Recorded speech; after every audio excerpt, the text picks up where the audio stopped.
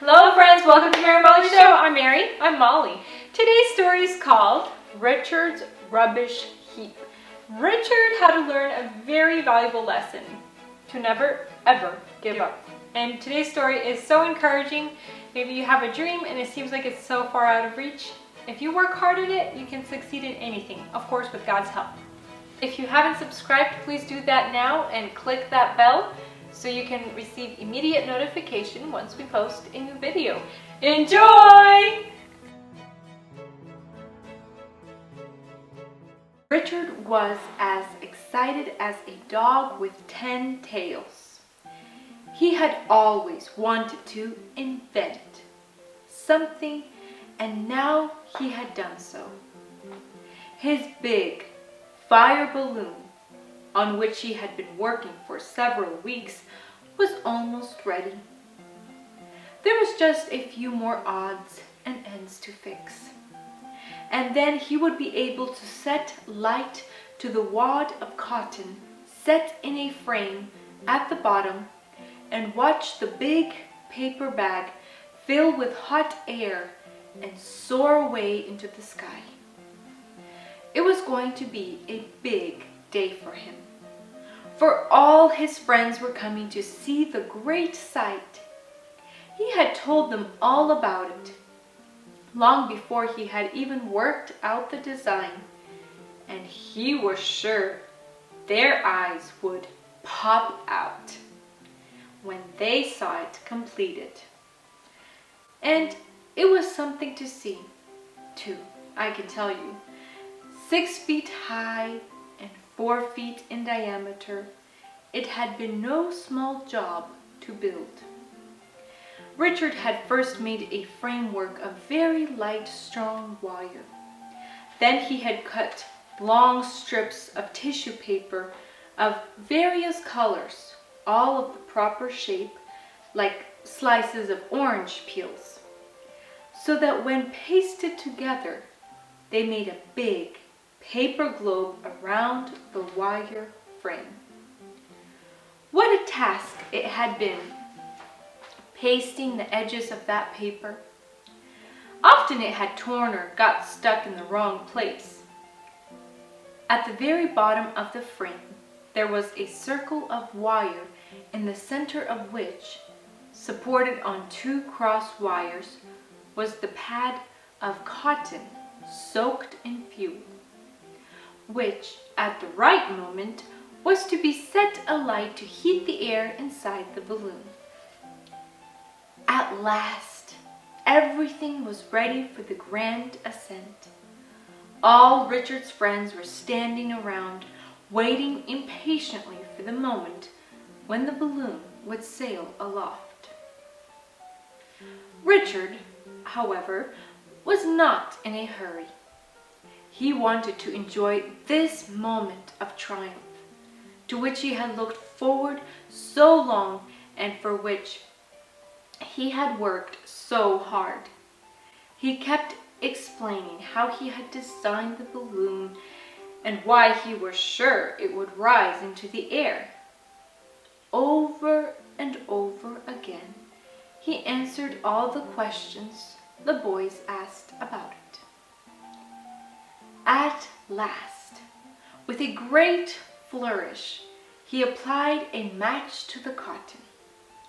It flared up, and the children stood back to watch as the air inside became heated, and the big tissue paper bag gradually filled out. "It's lifting! It's lifting! It's going up! Woo! Woo!" He was clapping his hands for glee when a puff of wind blew the flame toward the tissue paper. There was no time to save it. In a moment, the whole balloon had dropped to the ground in flames. Poor Richard! Heartbroken, he ran indoors, eager to get away from his friends who had expected so much of him and his much advertised invention. He felt ashamed that he had said so much about it before it had been proven a success. And there was all that work he had put on it, all his spare time for weeks. Now there was nothing left but a heap of ashes and tangled wire. That night, Father found him in his bedroom. "Oh, why did it have to burn up?" "Don't worry too much about it. Much worse things happen in this old world. What really matters is not that the old balloon is all burned up, but that you worked so hard trying to make something worthwhile."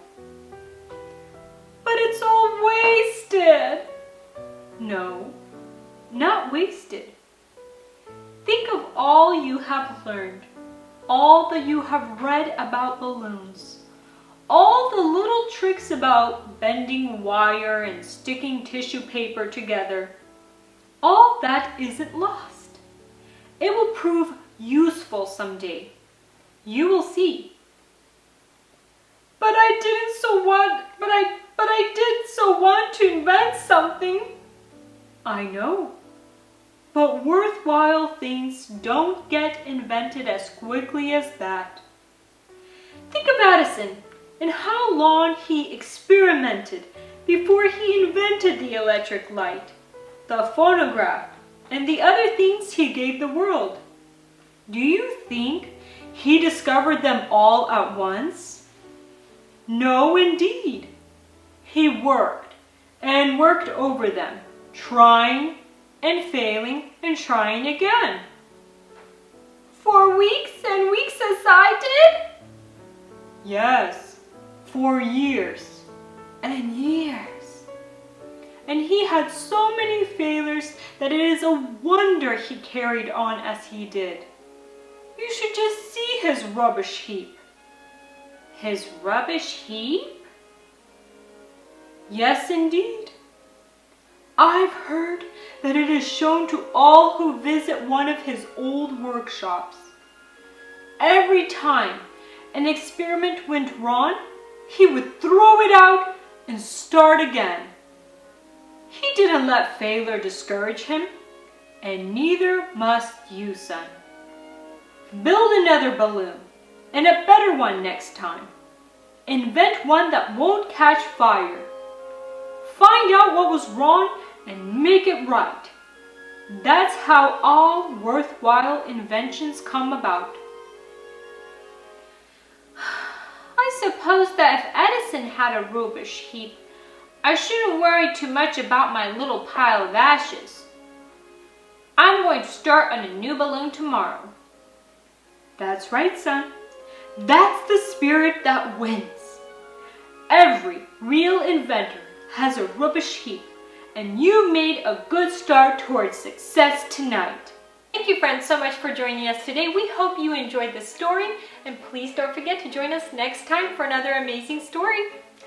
And don't forget, the lesson of the story is never, never give up. That was stated by Winston Churchill, a reminder that we should never, never give up. If you haven't subscribed, please do that now and click that bell so you can receive immediate notification every time we post a new video. And we'll see you all next time. Bye!